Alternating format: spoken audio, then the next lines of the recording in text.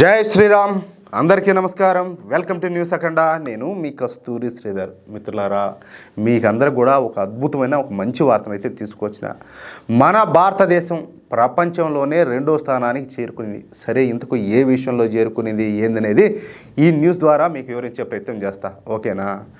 నరేంద్ర మోడీ ఏమి చేసినాడని చెప్పేసి చాలామంది పొరంబోకమండ కొడుకులంతా కూడా అడుగుతూ ఉంటారు. పైగా మన దేశం మోడీ వచ్చిన తర్వాత ఏమి అభివృద్ధి చెందింది, అసలు భారతదేశంలోకి ఎటువంటి పరిశ్రమలు వస్తున్నాయని, పెట్టుబడులు ఏ రంగంలో పెడుతున్నారని ఈ సూడో సెక్యులర్లు, అదేవిధంగా ఈ సోకాళ్ళు మేధావులు, ఒక వర్గం మీడియా అంతా కూడా ప్రధాని నరేంద్ర మోడీ గారిని పొద్దస్తమానం అంటే నిద్ర లేసిన టాంచి విమర్శిస్తానే ఉంటారు. మీకు అందరికి కూడా అర్థం ఏంటంటే ఒక చిన్న మాట చెప్తా. నరేంద్ర మోడీ గారు ప్రధాని కాకముందు భారతదేశానికి ఎవరితో తెలిసిన పోటీయా? పాకిస్తాన్తోనింది. ఎవరితో? పాకిస్తాన్తో. ఇప్పుడు ఎవరితో పోటీ పడుతుంది? ఏకంగా అమెరికాతో పోటీ పడుతుంది. అమెరికానే డోంట్ కేర్ అంటుంది. అది నరేంద్ర మోడీ గారు ఏం చేశారంటే ఇంతకంటే ఇంకేం చెప్పాలా? పొరంబోకమండా కొడకలారా. సరే, అంతేకాకుండా అవసరమైనప్పుడల్లా ఇలాంటి వాళ్ళంతా కూడా మోడీ ప్రభుత్వం పైన నిందలేస్తూ వస్తున్నారు. మోడీ ప్రభుత్వాన్ని తక్కువ చేసి చూపించే ప్రయత్నం చేస్తూ ఉన్నారు. కానీ ఇప్పుడు ఒక రంగంలో మన భారతదేశం ప్రపంచంలోనే 2వ స్థానానికి చేరుకునింది. 6 రెట్లు పెరిగి ప్రపంచంలోనే తిరుగులేని శక్తిగా ఆవిర్భవిస్తూ వచ్చిందన్నమాట. ఇక అసలు విషయానికి వస్తే, భారతదేశంలో 2014 వరకు ఈ మొబైల్ ఫోన్ల తయారీ కర్మాగారాలు చాలా తక్కువగా ఉన్నాయి. సూటిగా చెప్పాలంటే భారత్లో ఈ మొబైల్ ఫోన్ల తయారీ యూనిట్ల సంఖ్య 2 మాత్రమే ఉన్నది. ఇంత పెద్ద దేశంలో ఓన్లీ 2 అన్నమాట. ఇక నరేంద్ర మోడీ గారు 2014లో ప్రధానిగా ప్రమాణ స్వీకారం చేసిన దగ్గర నుంచి ఈ మొబైల్ ఫోన్ల తయారీ భారతదేశంలో విపరీతంగా పెరగసాగింది. మన మోడీ గారు make in India, Atmanirbhar Bharat వంటి సరికొత్త విధానాలను అమల్లోకి తీసుకురావడంతో ఇక ఆకాశమే హద్దుగా ఈ మొబైల్ ఫోన్ల తయారీ యూనిట్లు భారత్లోకి రాసాగినాయి.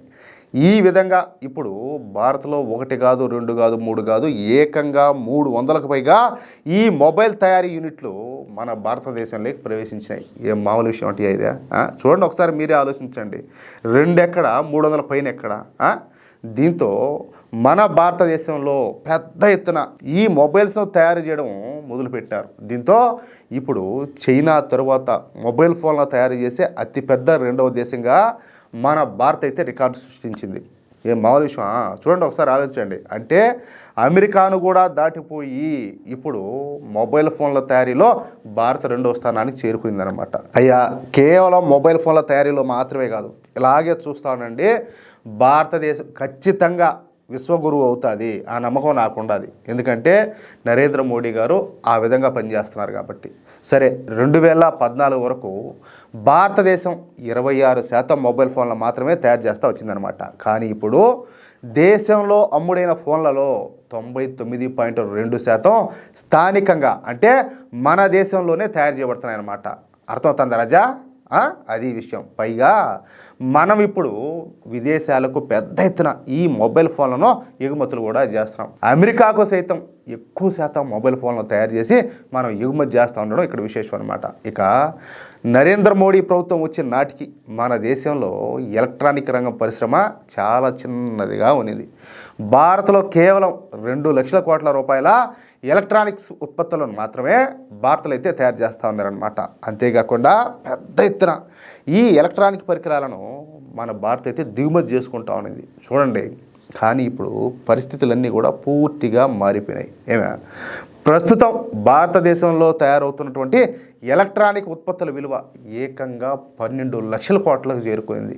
2 లక్షల కోట్లు ఎక్కడ, 12 లక్షల కోట్లు ఎక్కడ? అర్థమవుతుంది మీకు? అంటే ఈ 11 సంవత్సరాల కాలంలో భారతదేశంలో తయారయ్యేటటువంటి ఈ ఎలక్ట్రానిక్ ఉత్పత్తుల విలువ 6 రెట్లు పెరిగి ఇప్పుడు 12 లక్షల కోట్లకు చేరుకునింది. ఇక వీటిలో 3 లక్షల కోట్ల రూపాయల విలువ చేసేటటువంటి ఎలక్ట్రానిక్స్ ఉత్పత్తులను భారత్ ఇప్పుడు విదేశాలకు ఎగుమతులు చేస్తుంది. ఇక ఈ సంవత్సరం అంటే ప్రజెంట్ రన్నింగ్ అనమాట, ఇప్పటి వరకు భారత్లో 8,44,752 కోట్ల రూపాయల ఈ ఎలక్ట్రానిక్ వస్తువుల ఉత్పత్తి అయితే జరిగింది. వీటిలో అత్యధికంగా మనము 4,65,809 కోట్ల రూపాయలటువంటి ఈ ఎలక్ట్రానిక్ ఉత్పత్తులను ఎగుమతులు చేశాం అంటే ఈ సంవత్సరం మనం మరిన్ని ఎలక్ట్రానిక్ ఉత్పత్తులను అయితే ఎగుమతి చేయబోతున్నాం అనమాట. ఈ లెక్కలన్నీ నేనేదో ఊహించుకొని చెప్తానంటే కాదు, సాక్షాత్తు కేంద్ర మంత్రి అయినటువంటి అశ్విని వైష్ణవ్ గారు పార్లమెంట్లో చెప్పినటువంటి లెక్కలు అన్నమాట. దీన్ని బట్టి భారతదేశం ఏ విధంగా అభివృద్ధి చెందుతుందో అర్థం చేసుకోవచ్చు. కళ్ళుండి చూడలేని, చెవులుండి వినలేని, ఏమైనా నోరుండి మాట్లాడలేని వాళ్ళలో మనం ఏమీ చేయలేం కదా. ఎందుకంటే వాళ్ళు మూర్ఖపు మొండా కొడుకులు. నువ్వు ఎన్ని చేయి ఏమి చేయి వాళ్ళు అడ్డదిట్టమే మాట్లాడతారు. ఎందుకంటే వాళ్ళకి బానిస బతుకులు అంటే బాగా ఇష్టం అనమాట, ఆ బానిస కుక్కలకి. అది విషయం. మిత్రులారా, ఈ న్యూస్ కనుక మీకు నచ్చినట్లయితే ఖచ్చితంగా ఈ న్యూస్ను నలుగురికి షేర్ చేయండి.